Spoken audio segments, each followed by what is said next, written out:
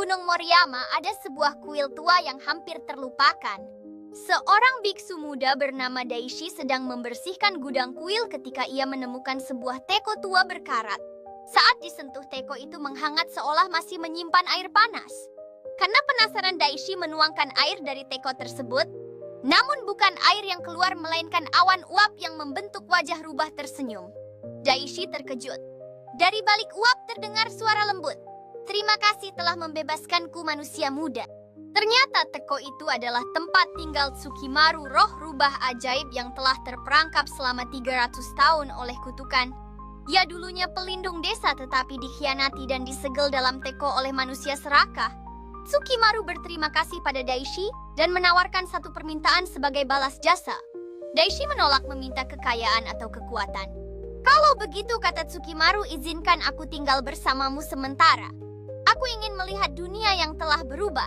Daishi pun setuju, dan teko itu menjadi temannya, bisa berubah bentuk dan berbicara saat malam tiba. Sejak hari itu, hal-hal aneh tapi menyenangkan terjadi di kuil dengan tanaman tumbuh lebih cepat dan air tak pernah habis. Orang-orang mulai kembali ke kuil membawa persembahan dan mendengarkan ajaran dari Daishi. Namun Daishi tetap merahasiakan Tsukimaru, dan teko ajaib itu tahu betapa manusia bisa berubah rakus jika tahu kekuatan itu ada.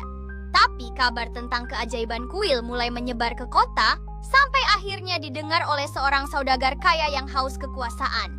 Saudagar itu memutuskan untuk mengunjungi kuil, bertekad untuk menemukan rahasia keajaiban tersebut.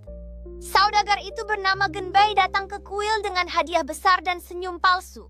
Ia menawarkan emas, permata, bahkan tanah jika Daishi mau memberitahunya rahasia kuil. Daishi menolak halus.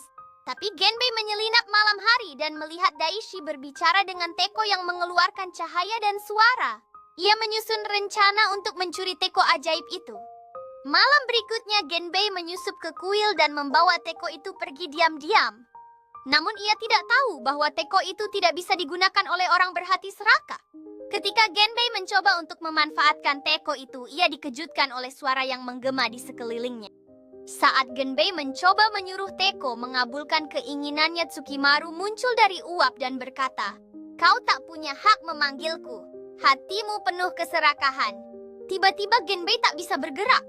Rumahnya berubah menjadi hutan lebat dalam sekejap dan semua kekayaannya menghilang.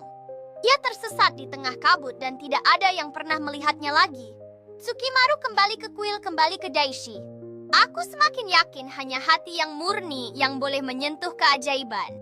Tsukimaru merasa tugasnya sudah selesai, namun ia memberi pilihan terakhir pada Daishi. Daishi terdiam merasakan beban yang berat saat harus melepaskan Tsukimaru, tetapi ia juga menyadari bahwa makhluk sepertinya pantas bebas.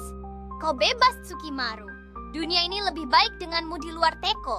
Tsukimaru meneteskan air mata dari uapnya dan tersenyum. "Terima kasih, Daishi. Kau satu dari sedikit manusia yang benar-benar memahami arti menjaga bukan memiliki." Dengan itu Tsukimaru mulai bertransformasi, bergetar lembut sebelum menghilang ke dalam cahaya.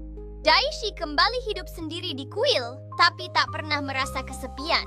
Ia terus menjaga kuil dengan hati yang damai dan desa di sekitar kuil tumbuh menjadi tempat yang makmur dan tenang.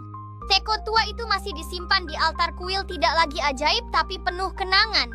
Para anak-anak yang berkunjung mendengar kisahnya dan belajar bahwa keajaiban tak selalu tentang kekuatan, kadang cukup dengan ketulusan dan hati yang jernih. Dan di malam berkabut kadang terdengar suara tawa halus rubah dari kejauhan. "Aku masih menjagamu, teman manusia."